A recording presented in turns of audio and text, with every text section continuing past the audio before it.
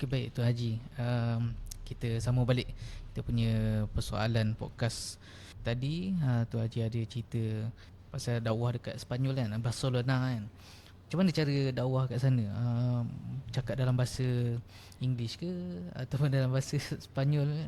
Begitu bayangkan sahabat pergi China, sahabat bahasa apa.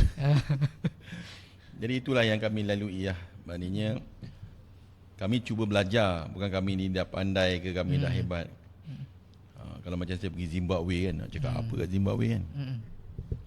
Jadi maknanya kami cuba belajar nak melalui proses kesusahan itu. Macam mana kami nak berdakwah, nak bercakap dalam bahasa yang kami mampu bercakap. Contohnya kami mampu bahasa Inggeris. Sedangkan di Sepanyol ni, kalau di kalangan orang-orang lama, mereka sangat anti dengan bahasa Inggeris ni. Dan saya pun pernah ditegur oleh satu orang tua. Kalau kita bagi sejarah dulu, sebenarnya Inggeris pernah menyerang Sepanyol. Satu ketika dulu. Jadi apakah ruangan? Memanglah kita kata kita tak mampu, tapi sampai mana kita mampu? Sampai mana kita mampu? Sebab tu kalau kita tengok, kebanyakan daripada ataupun semua daripada rakan-rakan dakwah yang mengunjungi negara-negara Eropah, Rusia, China dan sebagainya, mereka ni semua telah dilatih. Mereka semua telah dilatih berada dekat 3 buah negara ni. Sama ada berada di India, di Pakistan ataupun di Bangladesh. So kenapa nak 3 negara ni? Sebab 3 negara ni dia akan diuji dengan bahasa. Saya pernah satu ketika saya diminta oleh saya punya ketua jemaah untuk beli ayam. So saya pergilah kat kedai tu. Rupanya toki kedai pun tak tahu chicken tu apa. Chicken. Padahal perkataan chicken tu kat kampung kan, kita kat kampung mereka tak pernah belajar bahasa Inggeris. Jadi saya nak cakap apa ayam Jadi terpaksa buat isyarat ayam lah. Bila saya balik baru saya tahu ayam maknanya dalam bahasa Bangladesh murugi. Murugi, bukan mahurugi. Murugi tu ayam lah. Jadi daripada situlah berlakunya proses. Maknanya dakwah ni dia bukan soal bahasa, soal kemahuan yang kita nak buat setakat mana kita mampu. Dah tak boleh nak cakap bahasa, pakai bahasa isyarat. Pakai bahasa isyarat. Nak cakap apa? Nak cakap Allah kuasa, kita tunjuk Allah kuasa macam tu kan. Yang paling penting daripada proses kita melalui kesusahan-kesusahan itu, dia akan timbul satu keinginan untuk kita belajar tau. Susahlah aku pergi Sepanyol ni nak belajar bahasa. Akhirnya kita mula mempelajari dalam masa tempoh 4 bulan tu, kita mula belajarlah bahasa Sepanyol. Kalau kita belajar dekat sekolah, belajar kat kelas kat Malaysia ni, belajar bahasa apa pun 4 bulan tak boleh cakap. Kita belajar bahasa Inggeris kan daripada sekolah tadika sampai hatta habis universiti kan. Kadang-kadang ada dengan kita pun tak boleh cakap bahasa Inggeris sebab kita tak berada dalam persekitaran. Tapi yang ajaibnya, bila kita duduk dalam situasi 4 bulan tu, ada di kalangan kami yang boleh bercakap bahasa Sepanyol. Masya-Allah. Yang asas-asas lah kan. Macam mana nak beli barang. Macam kita lah pergi Mekah kan, tahulah nak tanya harga berapa. Dan nak basic-basic dakwah kan. Basic-basic dakwah dah mula tahu. Tapi sekarang ni dia jadi lebih mudah lah dengan kita ada Google Translation. Mana apa sistem. Sekarang lah, dulu masa kita pergi awal tahun 2015, 16. Masa tu sistem aplikasi tu belum lagi canggih sekarang kan. Sekarang nak cakap bahasa apa pun boleh kan, dan kita boleh terjemah. Tapi kesusahan itulah sebenarnya yang tidak boleh jadi penghalang. Ada kita, tak boleh lah bahasa. Macam mana sahabat sampai ke China. Dan hari ini kita tengok orang Cina yang beragama Islam yang berada di China pun kebanyakan mereka berbahasa Arab. So bila dia tanya kami sahabat saya baca Quran dekat dalam Mekah kan, dalam Masjidil Haram baca Quran. Dan itu jemaah daripada China tanya dia, suara kau bagus lah baca Quran. Suara dia dengar kan, baca surah. Sedap suara kau baca Quran, dia kata. Boleh tak kau terangkan aku apa makna Quran yang kau baca? Dari situ dia macam, Quran kena faham. Daripada situlah sebenarnya tamparan itu menyebabkan kawan saya pun dia kata aku pun nak kena faham bahasa Quran. Tapi masa tu belum ada Think Quran. Belum ada. Itu tahun 2000 apa? Itu saya ingat 2009 ke 2008 tu. Awal lagi. My first Hajj lah 2000. Haji saya yang pertama 2008 gitu. Jadi yalah, kalau macam orang dah terdetik hati nak tahu maksud dia, tapi kita tak dapat nak beritahu dia punya terjemahan ni. Tu dia kata, are you really Muslim? Dia kata, betul, kau ni Islam yang betul ke kau ni? Dia kata. Yang cakap tu bukan orang Arab tu, orang Cina. Orang Cina. Orang Cina. Tapi dia mungkin dia boleh berbahasa Inggeris sikit-sikit kan. Dia kata, macam mana kau ngaku kau Islam dan kau tak tahu Quran dia tulis apa? Itu memang deep lah tu kan. Allahu Akbar. Macam mana kita nak, yelah kalau kita tak faham, macam mana kita nak feedback balik kat diorang? Ini adalah satu perkara yang berlaku pada diri saya sendiri lah. Kan orang tanya saya kan, macam mana saya nak sangat ni jadi orang yang memperjuangkan teknologi aplikasi Al-Quran ni. Sebenarnya dia berlaku pada diri saya sendiri sebenarnya. Bila imam baca, kadang-kadang dekat tempat saya Bandar Seri Putra tu, walaupun kadang-kadang subuh 6.20 kan, dia macam satu perkara yang wajib lah baca surah Sajadah ni kan dari Jumaat pagi kan. Jadi bila ada tu ketika tu imam baca surah sampai satu ayat Bismillahirrahmanirrahim walau tara izil mujrimu tu sampai habis, tu imam berada dalam keadaan sangat-sangat sedih lah. Sedih sangat kan. Yang saya dekat belakang ni, kita jelas surah tu panjang kan. Kita mula fikir depan ni nak sarapan dekat mana kan. Semalam nasi lemak, hari ni roti canai. Macam tu saya punya fikiran. Tapi bila sampai dekat Rabbana absarna wa sami'na tu, imam tu sampai perkataan farjina tu, dia dah tak boleh meneruskan bacaan. Ketika itu baru saya terfikir tu, macam mana saya menumpang di bumi Allah 50 tahun tu. Masa itulah sekarang umur dah 54 kan. 50 tahun saya menumpang di bumi Allah tu. Ibarat macam saya numpang rumah saudara Iqmal 50 tahun tapi saya tak faham Iqmal cakap apa. Maknanya saya tak mampu untuk faham atau saya tidak mahu untuk faham. Itu memang tak mahu nak faham lah. Memang tak nak faham. Bukan tak mampu kan. Kalau tak mampu, walaupun saudara Iqmal cakap bahasa Bangladesh sekalipun, bahasa Jepun sekalipun, saya cubalah usaha sebab saya menumpang. Saya menumpang rumah saudara Iqmal. Nak tak nak memang kena faham juga kan. Dia soal adab. Adab. Dia soal adabnya kan. Dia bukan soal hukum. Adabnya kenapa saya tak boleh faham? Sampai perkataan farjina tu betul-betul memberi kesan kepada imam tu. Apa makna farjina ni? So lepas tu baru saya pun buka Quran, saya buka lah maknanya. Dahsyatlah maknanya.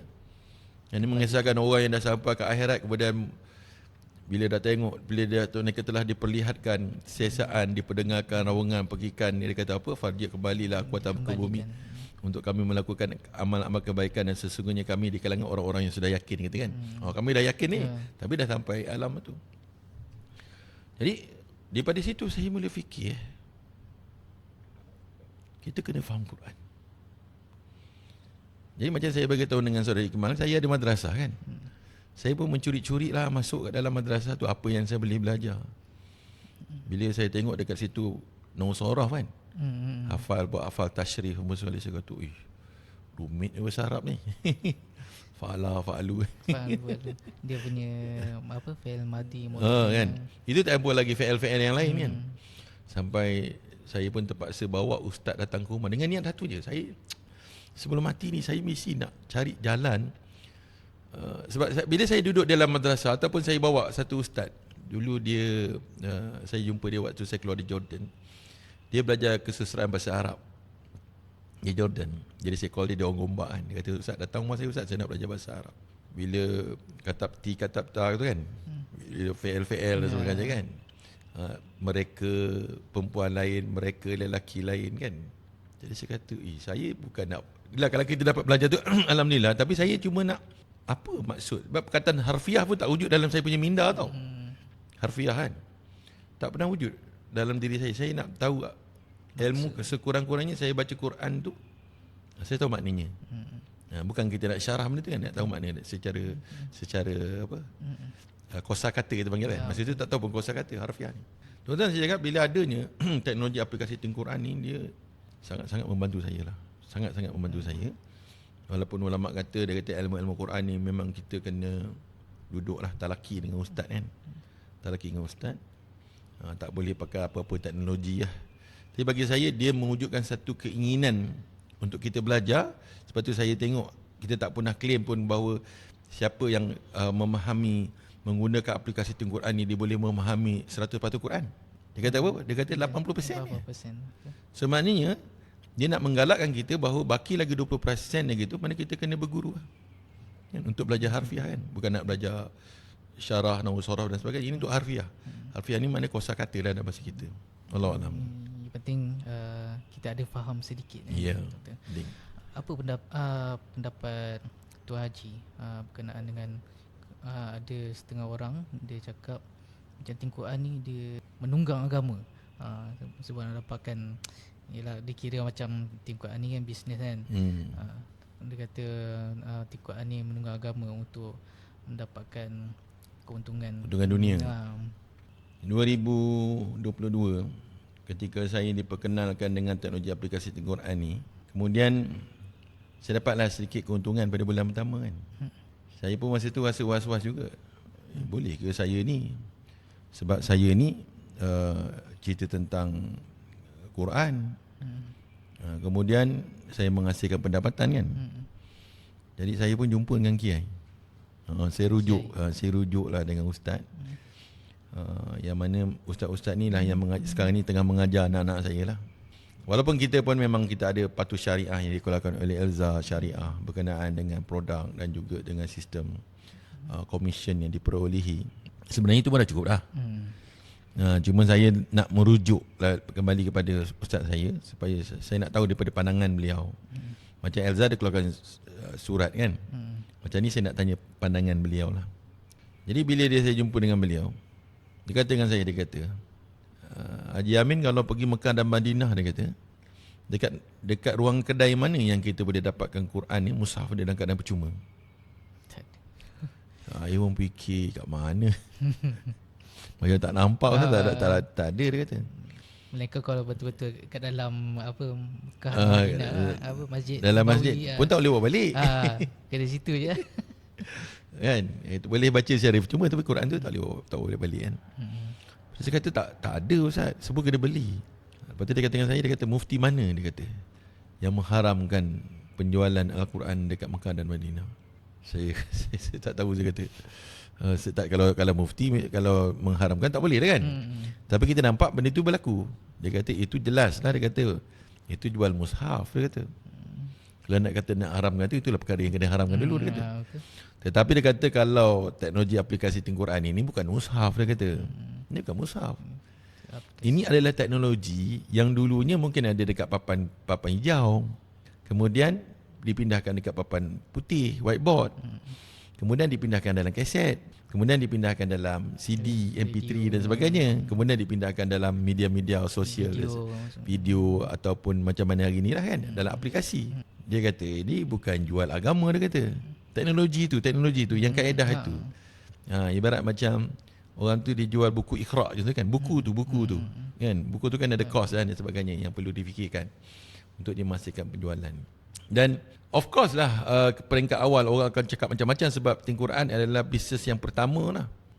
Bisnes yang pertama yang membawa satu teknologi AI dan satu aplikasi yang memudahkan orang faham Quran. Of course lah kita akan dapat tentangan. Kan orang kata kita tunggang agama dan sebagainya, sehingga satu sahabat saya dia kata, saya tak boleh, dia kata saya kena dapat endorsement daripada badan-badan berkuasa tertentu. Supaya kalau mereka bagi endorsement, contoh kalau kat Malaysia ni kita ada KDN dan sebagainya kan, baru saya nak beranilah gunakan teknologi ni. Jadi saya kata dengan dia, dia kata, bang, ni aplikasi ni cuma nak ajar kita makna-makna asal dalam Quran je pun, kan.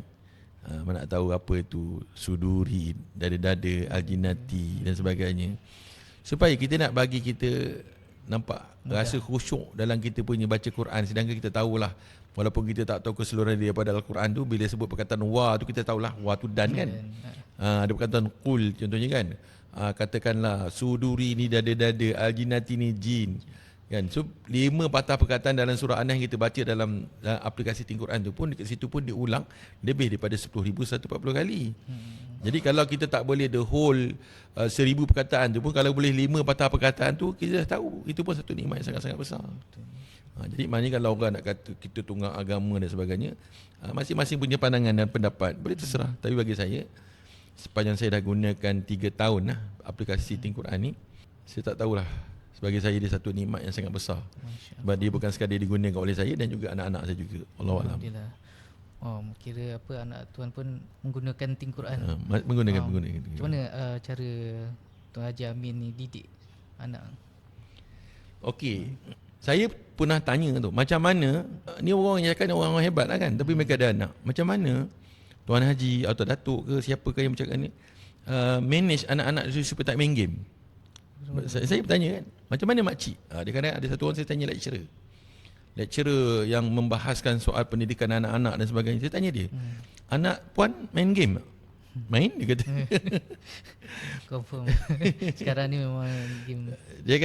Saya kata bukan budak-budak, orang tua pun main game ni. Lepas daripada COVID tak tahu nak buat apa, masing-masing terpaksa ada handphone. Sebab untuk scan kita di mana-mana kita scan. Dan hari ni boleh dikatakan semua dah pandai download, guna TikTok lah, guna media sosial dan sebagainya. Jadi macam mana nak halang? Dekat memang tak boleh halang. Macam mana Saudara Iqmal halang daripada anak-anak main game? Pertama kita boleh buat peraturan lah. Okey, satu hari boleh menggunakan handphone sekian-sekian lama. Tapi dalam masa dia main handphone tu, game tu akan jadi allowed juga. Sebab sama ada dia game ataupun YouTube, walaupun kita ada boleh lock untuk anak-anak dan sebagainya kan, tak mereka gunakan. Jadi sama juga saya pun ada anak-anak kecil juga yang umur 7 tahun, 11 tahun kan, 12 tahun. Jadi cara dia boleh main game, tapi dengan syarat selesaikan Think Quran dulu. Sebab dalam Think Quran ni dia ada liga tau. Dia ada liga kan. Jadi kita boleh pantau. Kita sebagai ayah ibu kita boleh pantau macam mana cara dia bermain, berapa markah dia dapat kan, liga dia berada dekat mana. Jadi kita pantau. Jadi alhamdulillah dengan kita bagi sedikit motivasi lah, RM10, RM20 kan, bagi motivasi kan, untuk dia orang fight dengan Think Quran tu, menyebabkan mula-mula agak susah lah biasa kanak-kanak ni kan. Tapi kecanggihan aplikasi Think Quran, sistem itu pun dibuat macam game. Dia ada XP dia. Dia ada point dia kan. Point dia. Bila kita dah jawab banyak betul, ada punya point lagi tinggi. Ya betul. Dia macam main game. Itu hebat ni. Anak Tuan Haji ni, dia memang dah 100% faham dalam bahasa Arab ke ataupun tak?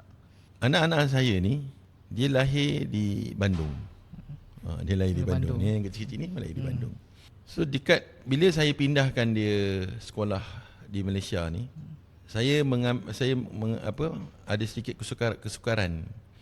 Iaitu anak-anak saya ni ada subjek-subjek tertentu yang ditulis dalam bahasa Jawi tu anak saya tak boleh jawab. Tulisan Jawi tu sendiri pun dia tak mampu lah. Jadi akhirnya atas nasihat daripada cikgu dekat sekolah, dia pada sekolah swasta kan.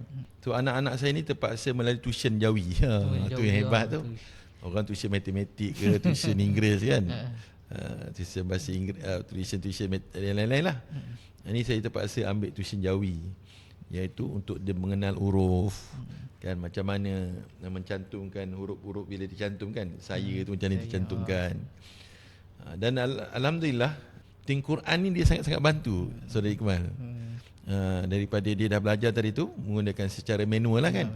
So bila dia balik dia gunakan Think Quran ni, dia membantu dia untuk memahami dan untuk membaca huruf-huruf tu. Macam An-Nas dia tahu kan, macam mana baca An-Nas, Kul macam mana nak sebut Kul. Sangat-sangat bantu. Dan hari ni alhamdulillah ada di kalangan anak-anak saya ni, dia dah mula, kalau setakat 3 Kul tu sebutlah mana-mana perkataan tu dia boleh tahulah. Dia kata Qul a'udzu birabbin nas kan. Dalam Qul a'udzu bin nas ni, kadang surah An-Nas ni dia ada 2 perkataan. Satu dia panggil satu perkataan An-Nasi, yang kedua Khannasi. Saya tanya dengan sahabat-sahabat saya, cuba bezakan antara 2 perkataan ni, An-Nasi dan Khannasi. Nampak macam sama kan? Tapi 2 maknanya berbeza. Jadi alhamdulillah lah dia banyak membantu anak-anak saya, insya-Allah. Alhamdulillah. Macam apa? Anak belajar tuition Jawi tu berapa lama ambil masa? Seminggu dua kali rasanya lah. Seminggu 2 kali. 2 jam lah sekali dia ambil tuition tu. Seminggu 2 kali. Lepas tu kira dia dah update, dia dah dapat kuasai tulisan Jawi tu berapa lama? Sebab anak-anak dia ni mudah belajar, dia cepat belajar sebenarnya kan. Maknanya dalam tempoh tak sampai setahun dia dah dapat kuasai lah. Tapi dengan dibantu oleh Think Quran tu menyebabkan dia lebih mudah lah, lebih cepat. Alhamdulillah. Nasihat Tuan Haji lah untuk ibu bapa ataupun orang di luar sana cara didikan yang betul lah untuk anak-anak kita. Sentiasa cinta akan Al-Quran. Ini soalan yang sangat susah ni. Sebab bagi saya, proses yang pertama adalah proses pembentukan iman tu dulu.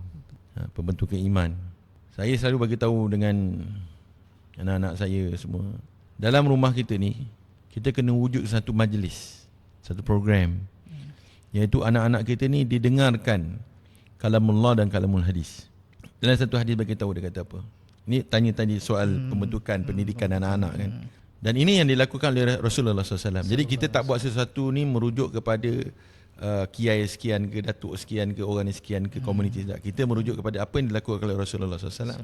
Yang mana dalam satu hadis Rasulullah berkata, dia kata tidaklah di mana-mana orang yang berhimpun, di mana-mana rumah, di mana-mana rumah Allah Ta'ala, apa mereka buat? Yatluna kitab Allah. Mereka ni membaca kitab-kitab Allah.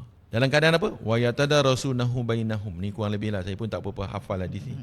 Bolehlah saya sharing apa yang saya ingat lah. Majtama'a qaumin fi baiti min buyutillah. Tidaklah di mana-mana kaum yang berhimpun di mana-mana rumah Allah. Apa mereka buat? Kalau kita baca dalam Quran, dia kata perkataan yatlu. Yatlu ni dia merujuk kepada membaca. Jadi saya hanya bercakap dalam konteks harfiah. Kalau kita bercakap tentang nak syarah perkataan membaca ni akan jadi sangat-sangat luas. Tapi maksud membaca tu adalah faham lah. Bahasa asasnya mesti faham apa yang kau baca. Yatluna kitab Allah. Kemudian dia kata apa? Wa yatadarasunahu bainahu, dan mereka ni saling ajar mengajar antara sesama lain. Dan ini yang telah berjaya diwujudkan oleh banyak masyarakat ketika berlakunya bulan Ramadan, iaitu tadarus. Satu orang baca, yang lain dengar. Tapi konsep dia bukan sekadar baca. Konsep dia ajar dan mengajar. Perbetulkan lah. Maknanya bukan sekadar memperbetulkan Al-Quran, tapi faham. Perkataan tadi dirujuk pada perkataan yatlu. Yatlu na kitab Allah wa yatadarasunahu bainahum, dan mereka saling ajar mengajar antara sesama lain. Dan sesiapa yang melakukan perkara ini di dalam rumah tangga mereka. Saya baru-baru ni saya pergi ke Ipoh. Saya dijemput oleh satu ustaz untuk membantu masalah budak umur 15 tahun murtad. 15 tahun. Murtad. Jadi saya masuk dalam rumah tu, ustaz tu ada, ibu dia ada, ayah dia ada, dan budak umur 15 tahun tu ada. Jadi dia punya punca dia bila main game tak terkawal tadi ni. Dia punca dia murtad tu adalah main game. Awalnya. Baik, bahaya juga lah. Dia bukan soal game tu, dia soal di belakang game tu akan wujudnya community. Dia boleh bersembang tu dengan main game tu. Ada chat dalam game tu, ada chat. Dia ada chat dan dia boleh bersembang. Dan dia boleh wujudkan grup dan sebagainya. Yang setiap hari anak ni tadi ni dia menerima hadis-hadis atau ayat-ayat Quran terutamanya yang menunjuk bahawa agama Islam ni sangat-sangat sadis. Kau rasa kejam lagi. Ni ayat dia, ni ayat dia. Kau tak percaya, kau buka Quran, ada ayat ni. Kalau kita baca dalam surah-surah tertentu, dalam Taubah dan sebagainya kan, perangilah mereka. Itu kan perkataan Allah. Jadi sehingga terdoktrin dalam pemikiran dia bahawa Islam ni memang ganas. Akhirnya dia pun tawarkan dia masuk agama Kristian, dan budak ni masuk agama Kristian. Yang menyebabkan ibu ayah dia sangat memang syok lah, terperanjat bila kita melakukan perbahasan pada anak ni. Kenapa agama, dia kata agama Islam ni keras, dia sebutlah ayat-ayat tertentu, tapi Bible ni dia boleh tahu.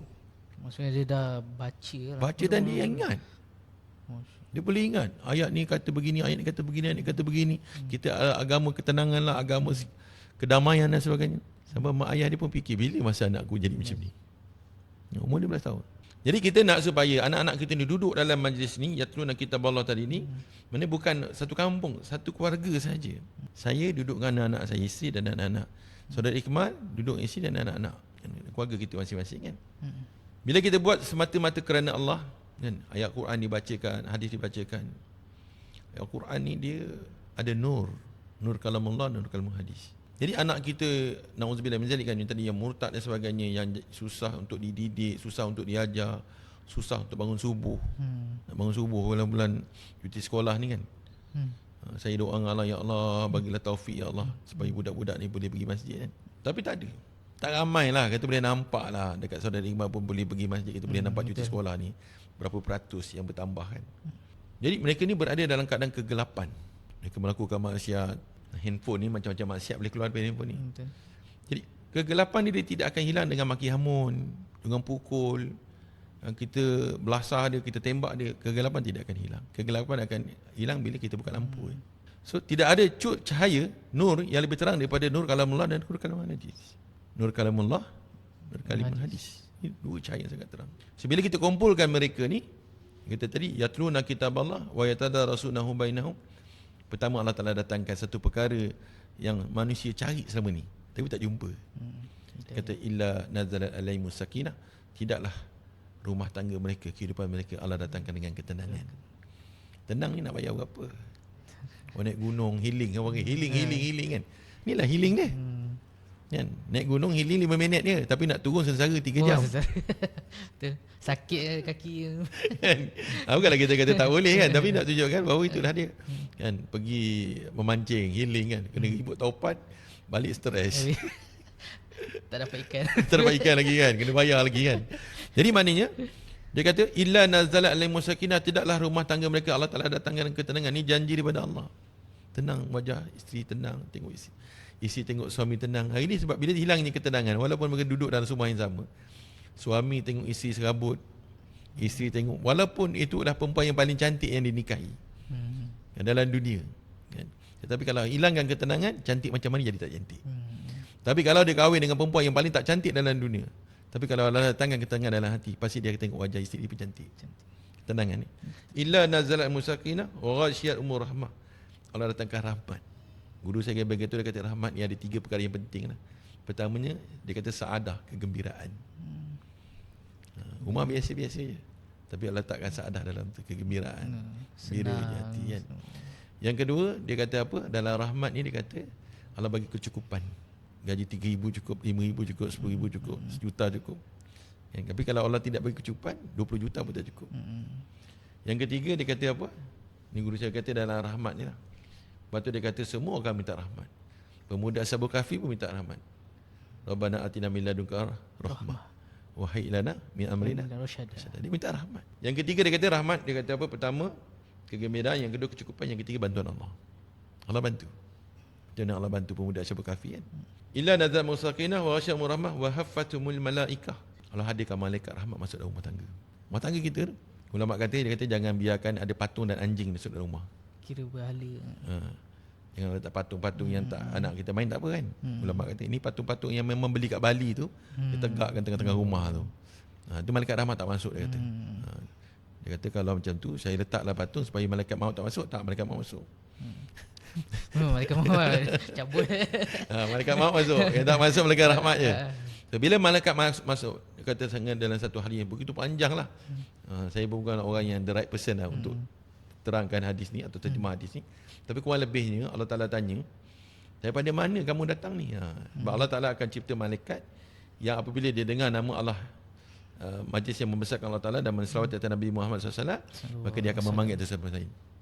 Dia panggil, mari sini, mari masuk Umar Iqmal ni. Kat sini ada majlis membesarkan Allah dan menselawat atas Nabi Muhammad SAW. Dia duduk bersaf-saf hingga ke aras Allah SWT. Illa nazamul sakinah wa ghasyiyahum rahmah wa hafanumul malaikah wa zakarallahu fi man indah. Nama kita dibangga-banggakan oleh Allah di depan majlis para malaikat. Jadi maknanya Al-Quran dan hadis tadi dibacakan dalam rumah tangga kita. Sebab semua benda dibacakan semua orang boleh buat. Tetapi kalau untuk lebih baik lagi, hadis-hadis dan ayat Quran dibaca ni adalah hadis-hadis dan ayat Quran yang melibatkan fadail. Dia bukan melibatkan hukum hakam. Kalau hukum hakam kena syarah lah. Dan hadis yang kena hukum hakam lagi detail lah. Tetapi kalau hadis-hadis yang berkenaan dengan fadail, seperti mana yang kita lihat Maulana Zakaria Al-Kandahalawi itu menulis buku-buku yang berkenaan fadail. Supaya apa? Buku-buku yang berkenaan fadail ini dia boleh dibacakan oleh semua orang Islam. Semua orang Islam boleh membaca. Kan, yang boleh membaca dan juga mengamalkan benda-benda yang melibatkan fadail amal kan. Jadi bukan maknanya kita ni tak nak baca hadis-hadis berkenaan dengan hukum hakam. Tapi kita tak, is not the right person lah. Macam saya lah tiba-tiba nak baca hukum hakam. Tapi kalau saya nak baca juga, mana saya kena rujuk pada ustaz-ustaz yang lebih memahami. Itulah yang kata nak jawab soalan tadi, macam mana sebenarnya nak mengembalikan anak-anak kita ni balik kepada agama kan. Masya-Allah. Terima kasih banyak. Jadi Tu Haji macam tadi Tu Haji kata kat rumah kita kalau kita letak patung-patung kat rumah, malaikat rahmat tak masuk. Tu sebab apa Kalau saya tak sure mana hadis yang mana kan, tapi saya pernah baca. Mana-mana rumah orang Islam yang di dalamnya ada anjing. Ada anjing kan. dan juga patung-patung. Kita pun faham lah patung-patung ni kan. Maka yang saya baca tu, nanti kalau saya ada maklumat yang lebih lengkap, nanti saya akan beritahu dengan surah Hikmah. Memang Allah Taala menjadikan mereka ni makhluk rahmat ni tak akan masuk rumah kita. Bila ada dua perkara ni. Anjing. Betul, binatang-binatang ni dia tak boleh duduk dalam rumah. Anjing lah utamanya kan. Yang tanya saya kucing boleh tak boleh, tanya ustaz lah. Kan? Anjing dia boleh duduk luar, jaga kebun, jaga ladang dan sebagainya. Itu memang itulah tujuan anjing dipelihara kan. Yang kedua dia kata patung-patung lah. Patung-patung dalam satu bayan yang saya dengar daripada arwah kiai saya, arwah Kiai Zara rahmatullahi yang meninggal tahun 2014. Dia kata satu orang datang kepada diri dia kata rumah tangga dia ni selalu ada masalah. Selalu ada masalah, macam-macam masalah dia kata. Jadi satu hari dia jemput kiai datang ke rumah dia. Dan kiai pun masuk dalam rumah dia. Kerana itu ada patung Bali tu kan. Patung Bali. Dekat rumah dia. Lepas tu bila jemaah dah balik kan, kiai kata sebab kamu dah buat baca Quran, amalan-amalan dah buat, tapi masih tak datang lagi suasana itu, dia kata mungkin ini satu punca, dia kata cuba keluarkannya, dia kata patung, bukan patung Bali lah, tapi patung tu patung macam tu lah, patung yang besar tu kan. Dia kata cuba keluarkan, dia kata daripada rumah. Dan alhamdulillah orang yang mengeluarkan patung ini, dia kata alhamdulillah kiai, dia kata bila kata keluarkan tu barulah dia kata banyak perkara-perkara yang baik datang dalam kehidupan ni. Alhamdulillah. Macam tu lah rasanya dia. Dia kena merasai dulu baru tahu macam mana dia. Okay, macam Tuan Haji dalam sepanjang dakwah ni, ada tak individu yang Tuan Haji rasa admire ataupun suka cara dakwah dia? Correct. Dia tidak ada cara lain lah daripada kita baca kisah-kisah daripada perjuangannya Rasulullah SAW. Kan? Akhlaknya Rasulullah SAW, dakwahnya Rasulullah SAW. Sebab tu orang yang saya sangat-sangat, kata orang tu kita teruja, adalah di kalangan sahabat. Kenapa di kalangan sahabat? Sebab sahabat ni mereka adalah orang yang diiktiraf oleh Allah Ta'ala. Kalau saya nak sebut ulama-ulama yang ada sekarang ni, ya ada orang yang saya contohi, tapi saya nak mencontohi orang yang memang Allah Ta'ala yang redha kepada mereka, kan? Sehingga nama-nama mereka ada di ujung tu radhiyallahu anhu, radhiyallahu anha, kan? Maknanya inilah orang yang saya nak contohi, kan? Yang saya lihat di kalangan mereka ini, di sahabat-sahabat ini, usaha yang mereka lakukan adalah sebelum mati mereka akan pastikan dalam diri mereka ada beberapa sifat, yang supaya sifat itu bukan sekadar satu ceramah atau satu perbahasan atau satu tulisan, tapi benda itu di dalam diri dia, sahabat, kan? Yang mana sahabat-sahabat ni dia sangat yakin dengan kalimah la ilaha illallah Muhammadur Rasulullah. Dia bukan sekadar tahu, macam kita ni tahu tau. Ataupun kita ni level kita mungkin percaya. Level mereka yakin. Yakin tu maknanya sehingga Allah uji keyakinan mereka. Dalam perang Badar, sebenarnya sahabat-sahabat ni bukan untuk pergi berperang. Betul tak? Sahabat-sahabat ni diutuskan oleh Rasulullah SAW ataupun bersama Rasulullah SAW dalam jemaah ini adalah untuk mencegat tentera Abu Sufyan yang selalu mengganggu-gugat orang-orang Madinah. Dia balik daripada meniaga di Syam ke Mekah tu, dia akan singgah dan dia ganggu. Tak boleh meniaga semua. Dan ketika sahabat-sahabat ni yang dikatakan 313 orang ni pergi ke medan Badar itu, dan Allah kata perangi mereka. Cuba bayangkan kalau kita punya level keyakinan kita ni lemah. Kita nak pergi perang dalam keadaan unta ada beberapa ekor, kata kuda pun ada beberapa ekor, dan senjata-senjata. Dia bukan pergi nak perang. Tiba-tiba tukar. Kita kena perang. Agak-agak saudara Iqbal macam ni. Nak cakap Rasulullah, ya Rasulullah saya nak balik dulu. Buat persiapan. Tak berapa yakin. Nanti saya datang. Maknanya level sahabat sampai level macam tu. Keyakinan mereka. Kan? Dan bukan sekadar keyakinan mereka kepada perintah Allah Ta'ala sangat-sangat luar biasa. Kan? Di luar dugaan pemikiran kita. Kan? Begitu juga dengan sahabat-sahabat dan juga para nabi dan para anbiya yang terdahulu. Mana-mana kita dengar kisah Nabi Ibrahim AS, kan? Ketika Allah Ta'ala perintahkan Nabi Ibrahim untuk tinggalkan anak isteri dekat tempat yang tidak ada asbab kehidupan. Kita tak boleh nak fikir dia level keyakinan apakah mereka. Sembelih anak. Sehingga saya merasakan kalau seandainya saya ada di zaman tu, zaman Nabi Ibrahim, mungkin saya tak beriman ni. Ya, mana tak ada orang sanggup sembelih anak. Zaman Nabi Nuh AS kata buat kapal atas gunung. Sebab tu saya boleh berfikir, ya, terima kasih ya Allah. Syukur Allah Ta'ala jadikan kita umat Nabi Muhammad SAW di akhir zaman. Kalau Allah Ta'ala utus kita menjadi umat Nabi Muhammad SAW, di zaman Nabi Muhammad SAW, Sallallahu alaihi wasallam. Masya Allah, kita ikut Nabi ke ikut Abu Jahal? Betul. Kan, keadaan begitu. Jadi sahabat ni, iman mereka diuji, kan, bukan setahun, bukan 2 tahun, selama 23 tahun bersama Rasulullah SAW. Sallallahu alaihi wasallam. Kita dengar dalam perang, dalam cerita perjanjian Hudaybiyah, dah semangat nak pergi, rindu dengan kampung halaman, sampai dah nampak dah Mekah, patah balik, kan, dengan perasaan taat, taat. Sebab yakin kepada mereka kalimah la ilaha illallah Muhammadur Rasul begitu mantap dalam hati mereka. Yang kedua, di kalangan sahabat ni, ketika belum turunnya perintah solat, semua urusan masalah dia akan rujuk pada Rasulullah SAW. Tetapi bila datangnya perintah solat, ketika itu semua sahabat-sahabat ni dia direct dengan Allah SWT. Mereka menjadikan solat mereka tu bukan sekadar satu ritual untuk menyelesaikan, kita ni kadang-kadang saya lah, dah solat alhamdulillah lega. Tetapi sahabat-sahabat menjadikan solat mereka untuk selesaikan masalah dunia dan akhirat mereka. Dia kata, pertama mereka ada yakin pada kalimah la ilaha illallah Muhammadur Rasul. Yang kedua, solat mereka tu mereka mendirikan dengan begitu tekun. Sebab tu Allah Ta'ala kata, amalan solat ni amalan pertama sekali dihisap. Yang ketiga, bukan sekadar mereka yakin dengan solat, mereka juga yakin dengan ilmu ni. Mereka usaha sungguh-sungguh untuk mendapatkan ilmu.